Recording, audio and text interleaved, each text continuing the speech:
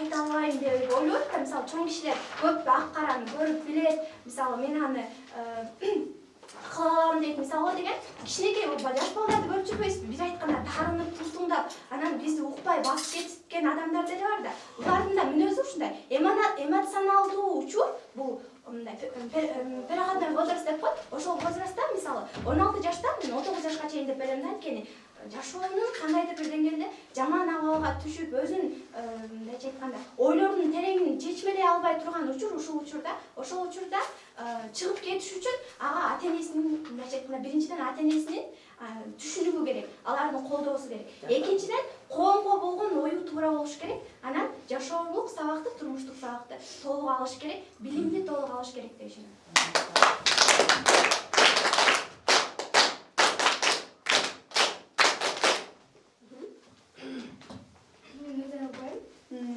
Макала айтып берем.